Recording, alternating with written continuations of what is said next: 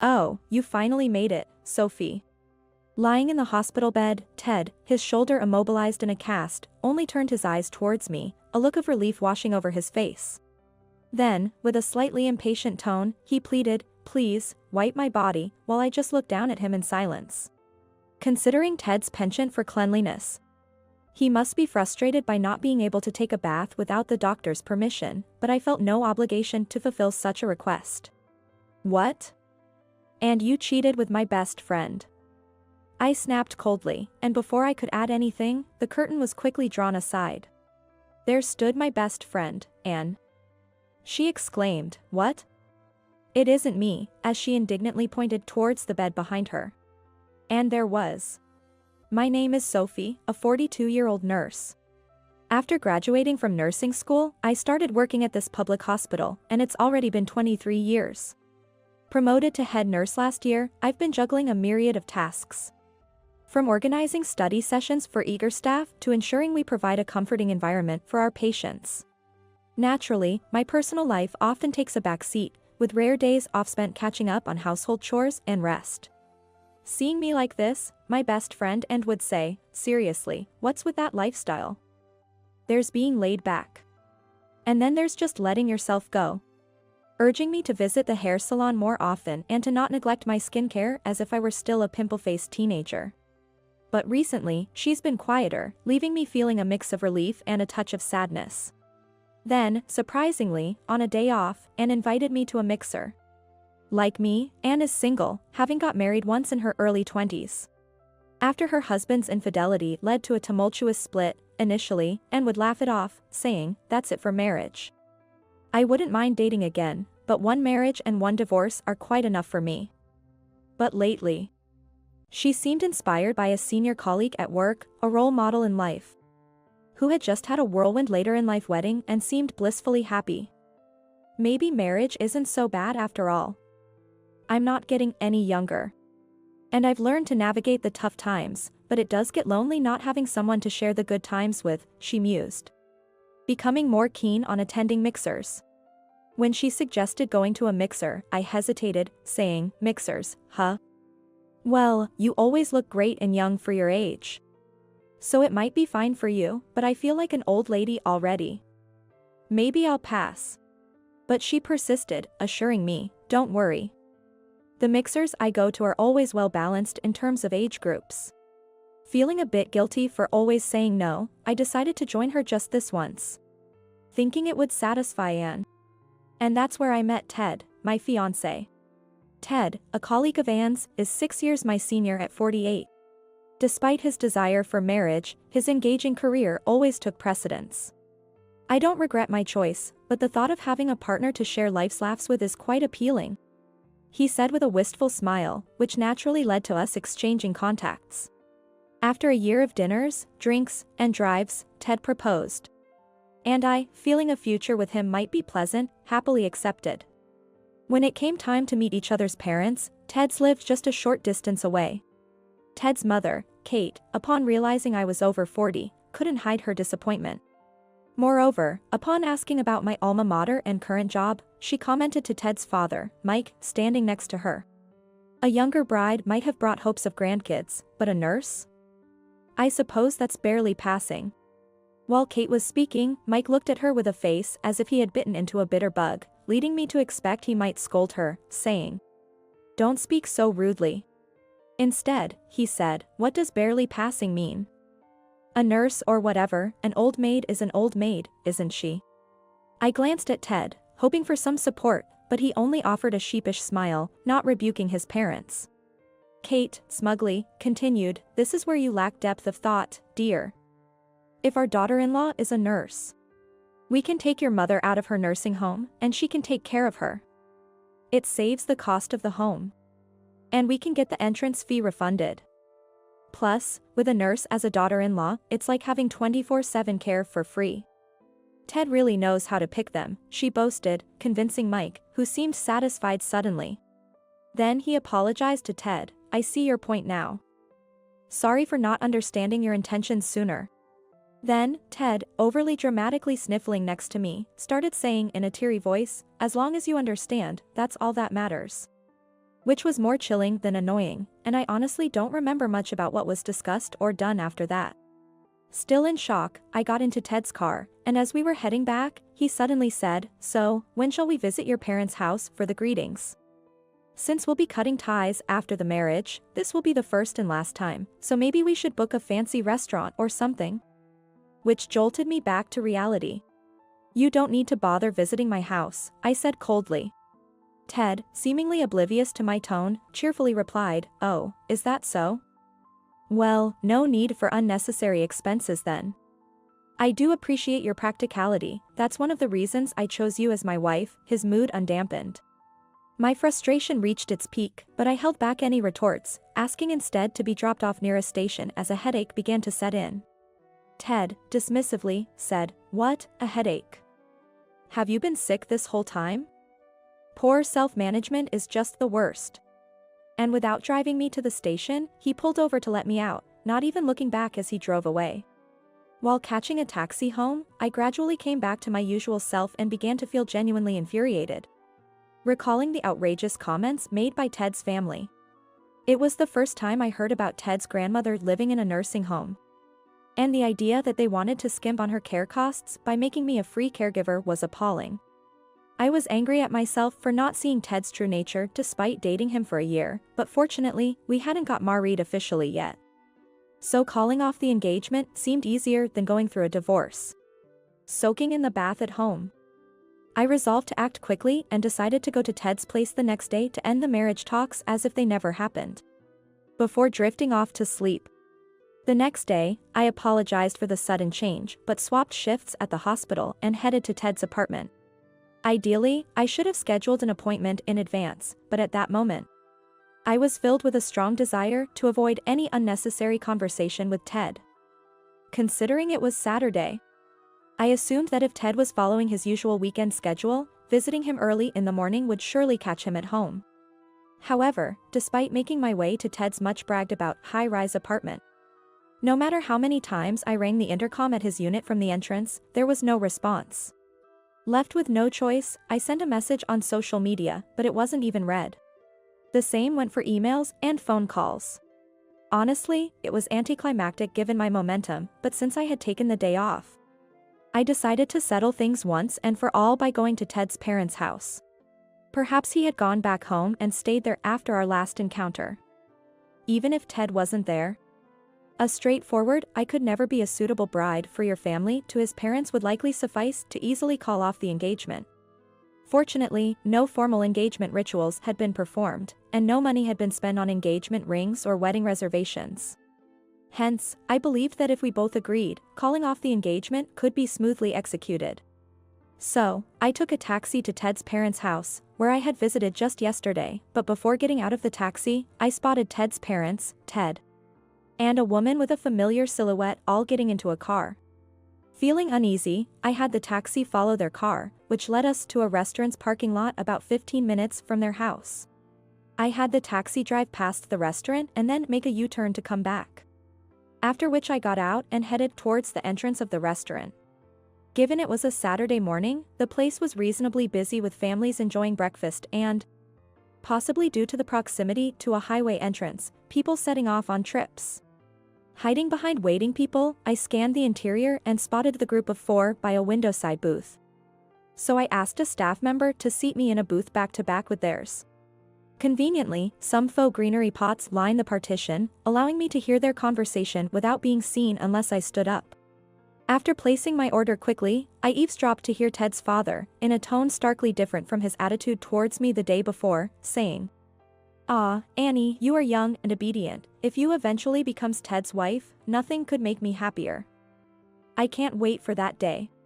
Annie, as in Anne? Realizing this, I was struck by such a shock that it felt like everything went dark before my eyes. My brief glimpse of the young woman from the car window making sense now. It was my best friend, Anne. Anne was dating Ted.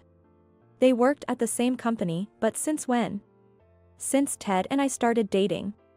Or had they been together even before we were introduced at the mixer? But then, why did Ted date me and even propose? My mind was swarming with questions, but I tried hard to focus on the conversation next door. It turned out that Ted and Ann had started dating recently, and marriage discussions were already underway. Moreover, not only was Ted's family aware, but Ann also knew about the ongoing marriage talks between Ted and me. Wondering why they wanted to marry me off to Ted, I began to fear that yesterday's talk of a free, year-round caretaker wasn't just a bad joke. Ted then said, "I really don't want to marry that old hag, but from what I've heard, she's quite wealthy. She'd be perfect for taking care of Grandma until the end. Meanwhile, I can continue seeing Annie on the side." To this, Ted's parents added, "If we have grandchildren by then, we can't blame the kids, so we could just tell her to leave. And we might get away without paying alimony.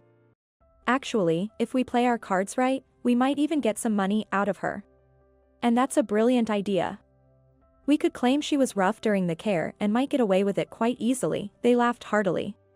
Hearing this, I barely contained my rising anger towards Ted, his family, and continuing to eavesdrop. Ted and Ann, taking advantage of the upcoming 3-day weekend, were planning to travel to a hiking right after. The hotel, accessible only by car, required them to rent a new 4WD from a rental car shop near the restaurant, instead of using their usual sedan. And it seemed his parents had come to see them off. Fueled by anger, I decided against confronting them there and instead resolved to gather evidence and show them hell later. I discreetly left the restaurant before they did and moved across the street to a convenience store, watching them from behind the window. Soon, Ted's parents left in their car heading home, while Ted and Ann, wearing matching caps and pulling carry-on bags, walked off. Presumably towards the rental car shop I had located about 0.12 miles away on my phone map. Watching their backs with a bitter feeling, I turned away and opened a ride-hailing app. Since I had night shift that day, I focused on my work until Sunday morning. After my shift ended, I planned to get some sleep but checked my phone on the way home to find numerous missed calls and messages. Most from Ted and some from an unknown number. Curiosity piqued, I listened to the voicemail from the unknown caller, who claimed to be an administrative staff from a hospital in the area where Ted and Ann were visiting, saying, "A patient involved in a self-inflicted accident last night has asked to contact you urgently." Shocked yet momentarily feeling vindictive about divine retribution, I was more intrigued about why they contacted me.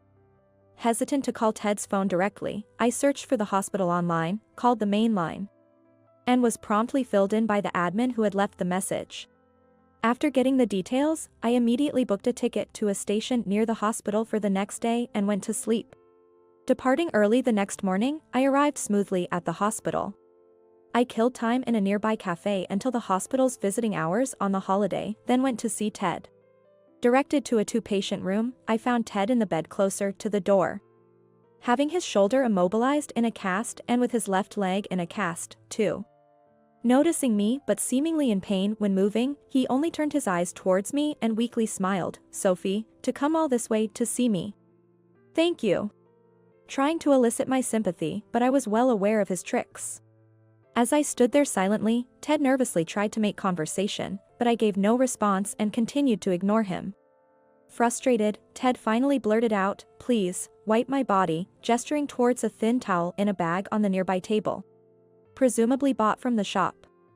I glanced briefly at the towel but remained silent, prompting an even more agitated Ted to snap, "Come on, hurry up. What's with you? Just standing there since a while ago?" Approaching his bed, I leaned in and coldly said, "What?" After cheating with my best friend. Before Ted could say anything, the curtain separating the beds was dramatically pulled aside, and Ann exclaimed, "Huh? It isn't me, then," pointing to a woman cowering on the bed behind her. She declared, "This man's mistress is this woman." I was momentarily stunned by the sudden appearance of Ann and the unfamiliar woman on the bed, but Ted, seizing the moment, shouted at Ann, "What the hell are you doing? Stop spreading lies. Get out." He started throwing whatever he could grab, like pillows and water bottles, at her. Several nurses and I had to restrain Ted, who was glaring at Ann with frustration. Ann. She was unfazed by the commotion, remained calm, and when I murmured, "That woman over there, she does look a lot like you.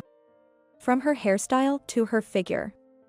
"So, Ted's mistress, Annie, is not you?" Ann's face turned beet red, and she snapped, "You didn't think I was that scumbag's mistress, did you? Tentatively, I apologized, saying, "I'm sorry. I thought it was you." And let out a big sigh and said, "Don't be ridiculous. I'm not that bad," looking exasperated. Suddenly quiet, Ted, and the other woman, Annie, were ignored as Anne explained that about 2 months ago, she had accidentally seen Ted and Annie arm in arm, walking through the city at night. Knowing that I was dating Ted, Anne thought it was an affair but decided to gather solid evidence before telling me, letting them be for the time being. Indeed, as I had overheard at the restaurant, and found out that Ted and Annie were planning not just an affair but to have me marry Ted, secretly enjoy a polygamous lifestyle, and make me take care of Ted's grandmother. And received a message from me saying, "I've been proposed to. So I guess we're engaged now." This prompted her to rush the secret photo shoot she had arranged with a friend to capture the final piece of evidence of their affair. Amidst this, a friend from the HR department at work informed her that Ted had been injured in an accident during a trip and was hospitalized. Assuming I was the one accompanying him, she rushed over without hesitation.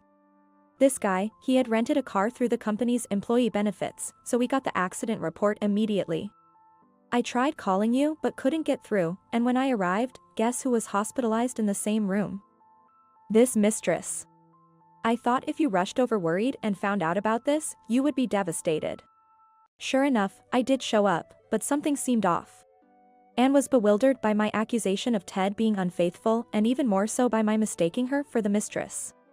I, in turn, recounted my experiences at Ted's family home and witnessing Annie, the mistress, with Ted's family at the restaurant, mistaking her for Anne from afar and assuming she was the younger woman Ted's mother mentioned. Though we consider ourselves close friends, Anne is nearly 10 years my junior, and is actually the younger sister of a close friend from my middle and high school days. After her sister's tragic death, Anne and I became even closer. However, I couldn't help but feel there was an unbridgeable gap between us, given our age difference and different careers. After apologizing again, Anne, with a sly smile, said, "Well, if you are fed up with these losers too, there's no need to hold back. Let's give them hell," smirking maliciously at Ted and Annie. Ted and Annie, momentarily taken aback, retorted, "Hell? Don't make me laugh.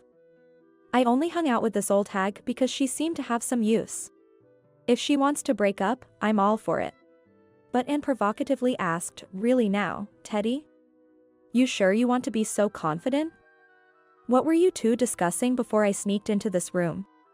Then thrust something she had been holding towards them. Everyone leaned in to see it was a voice recorder in her hand. Anne revealed that at the time of the accident, Annie, not Ted, was driving the rental car, and since she was under a driving suspension, they had declared to the rental company that only Ted would drive. She also recorded them admitting to drunk driving after enjoying their drinks at the inn and deciding to drive out to see the night view despite being intoxicated. As Ted desperately tried to snatch the recorder from Anne, he grimaced in pain and dumped it into a nearby water pitcher. Smirking, "Too bad, all the evidence is gone now." And, unfazed, revealed another, smaller voice recorder and said, "Oh, what a shame." As if I'd show my hand so blatantly. Then showed a pen-type IC recorder in her pocket and a voice recorder app open on her phone, stating, "See, I'm quite competent at my job." Before her expression turned serious, "You've hurt my best friend, and you're going to pay for it," staring down Ted. Stunned, Ted fell silent, but then Annie turned on him. "You idiot. It's all because you and your parents screwed up that our whole plan's ruined. You better take responsibility." Although she tried to confront him, her hand immobilized by a cast and sling, she could only grind her teeth in frustration. Ted, looking up, retorted, "Shut up, you worthless woman. Your only asset is your youth. Misunderstanding that. You dared to dream of becoming my wife. Marrying a loose woman like you would only lead to cuckolding. Who would fall for that?" And with that, he swung his leg in a cast off the bed, nearly lunging at Annie, unleashing a torrent of scolding at her. Both were equally despicable. In a sense, they deserved each other. Expecting the nurses to rush in again to scold them, I stood up with Anne, ready to make our final statement. "Enough with the noise. You two are truly meant for each other. A trashy woman who cozies up to an engaged man for some benefit. And a foolish man who thinks he's playing smart but is just being used by a shallow woman. Let me make it clear, I have no sympathy for you. Only contempt, and with that, and I left the room. Behind the closed door, we could hear Ted calling out and Annie's screams, but we ignored them and walked away. Later, before leaving the town, we visited the stores and inns damaged by Ted and Annie's rental car. Initially met with disdain as relatives of the irresponsible driver, the mood changed once we explained the situation, turning into sympathy for us. At that point, we advised the owner of the catering business, which had suffered significant damage, it may come out in the police investigation. But the driver who crashed into your establishment was likely under the influence and driving with a suspended license. You might not be able to claim insurance, and worse, you might end up not receiving any compensation and instead get stiffed. After that, we promised to immediately send a copy of the recording made in the hospital room, which contained Ted and Annie admitting to drunk driving and their attempts to pin it on me. Moreover, Anne suggested that while Ted's whereabouts might be easier to ascertain, tracking Annie, who was still on probation at the company, could prove difficult given the current emphasis on privacy protection. She advised taking action sooner rather than later and then emphasized, "Please keep the source of this information confidential." She then shared what she knew about Annie, including her rough home address, the apartment where she currently lives, and the fact that she was likely hired through a referral by the executive vice president, who was probably her guarantor. The sudden intrusion of a reckless driver wreaked havoc on the beloved shop, and although the owner repeatedly thanked us, they rightfully had claims against those two. If the exercise of those rights brought Ted and Annie their just desserts, it would be a delightfully satisfying turn of events for us, making us the ones who should be expressing gratitude. Triumphant in our journey back with Anne, we learned that the two left in the hospital were promptly advised to transfer due to their poor behavior, effectively being expelled. Ted's parents rushed over upon hearing the news, only to be faced with demands from the hospital for the costs of the damaged equipment, hospitalization, and surgery fees caused by their children. Their available cash fell short, and even after selling bags, watches, and jewelry at nearby pawn shops, it barely made a dent in the expenses. In the end, they had to secure a loan against their sedan from a lender known for its ruthless terms, essentially signing over the car's ownership soon, as the grateful shop owner informed us over a thank you call. Moreover, the accident, thankfully not involving others, was a solo crash. However, possibly to conceal Annie's drunk driving and suspended license, they hadn't reported the incident to the police, making it impossible to obtain an accident report. Regardless, the revelation of drunk driving and a suspended license would mean their personal injuries, let alone the insurance for the totaled rental car itself, and any property damage would be utterly unusable. The thought of them facing a looming debt hell, just waiting for them, brought an uncontrollable smile to our faces. I decided to proceed swiftly with the next steps, starting by reporting to the police, along with the recorded evidence, that Annie, Ted's mistress, had been drinking and driving a rental car. The police contacted the rental car company to verify the facts, and soon the company's lawyer rushed over. After returning from the hospital, I handed over printed screenshots of the numerous SNS messages sent by Ted and Annie trying to silence me, along with the recorded conversation from the hospital room. The company's lawyer, with a big smile, said, "Thank you for your cooperation in every aspect. This will allow us to proceed with the damage claims swiftly," and left seemingly in high spirits. According to a letter that came with a luxurious box of sweets sent to me jointly by the rental car company and the legal advisor's office, the rental car company, based on the evidence I provided, notified Ted and Annie that they were filing a lawsuit for damages against them for the accident involving the rental car they had rented, which was nearly in new condition and was totaled. At the same time, a report was filed with the police, putting Ted and Annie in a tight spot. Despite hastily hiring a lawyer, they were bluntly told they had no chance in court and managed to settle by paying the amount requested by the rental car company. However, this lump sum payment made it difficult for Ted to keep up with his luxury condo payments, forcing him to sell. Regardless of how short the time lived there was, a used property is still used. In the end, Ted only managed to get about half of his asking price, and even dedicating all of it to his mortgage debt. He was far from paying it off, leaving him with significant debt. Additionally, the catering store that Annie crashed into while driving the rental car claimed about $350,000 for the destroyed store, Repair costs for dishes and kitchen equipment, the cost of ingredients bought for a long weekend. Compensation and apology costs to customers with reservations, lost earnings due to the repair period overlapping with the holiday season. And the cost of a wrecked delivery minivan, among other expenses. Heeding my and Anne's advice, the store demanded a lump sum payment from both. They were told that legal action would be taken immediately if they didn't comply. The store's compensation should have been covered by voluntary insurance as property damage. But Ted and Annie hadn't opted for the insurance when renting the car, and the coverage limit for property damage was only $200,000. Furthermore, the accident caused by Annie, who was driving without a license due to suspension and under the influence. Without having declared herself as a driver to the rental company, and without obtaining an accident certificate at that time, led the insurance company to deny coverage, as we had predicted. Ultimately, Ted and Annie had to pay out of their own pockets. Then, a terrible argument erupted between Ted and Annie, blaming each other for the situation. "I should never have dated a jinx like you. That's my line. You were all drooling over a younger woman. And to think you can't even cough up this amount of money, what a miserly old man." After hurling insults at each other, Ted and Annie, who once vowed eternal love, found themselves embroiled in a chaotic situation, suing each other for defamation, insult, and damages. Given the messy nature of the situation, a resolution was hard to come by.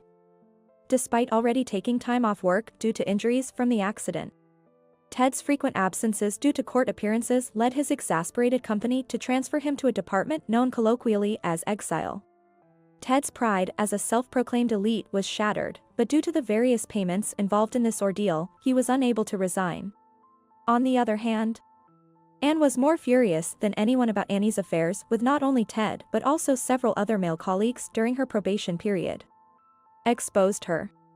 Some of them were married, and due to disrupting company discipline and potentially affecting work, Annie, despite being hired through connections, was promptly fired without being officially hired. If Annie has to pay for the damages to the catering store, the debt she incurs at 23 will be enormous.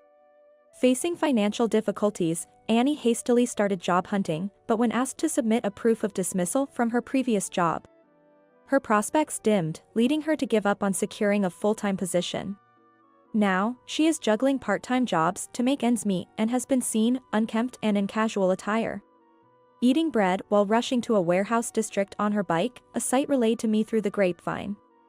However, this has nothing to do with me. As for me, despite being busy with demanding work, I am leading a fulfilling life. I'm also happy that I've been able to reconnect and get along with my best friend and, just like old times, after a period of misunderstandings and awkwardness. The only issue, if any, is Anne's unchanging nature. She keeps inviting me to mixers, saying, "Sophie, want to join a mixer? It's hosted by that temp we had before. Divorced but with nice personalities only." I have a good feeling about this one. It's not that I've been put off by my experience with Ted, but I've recently rediscovered the joys of being single and am looking for a way to gently dissuade Anne from these invitations. A dilemma I'm currently pondering.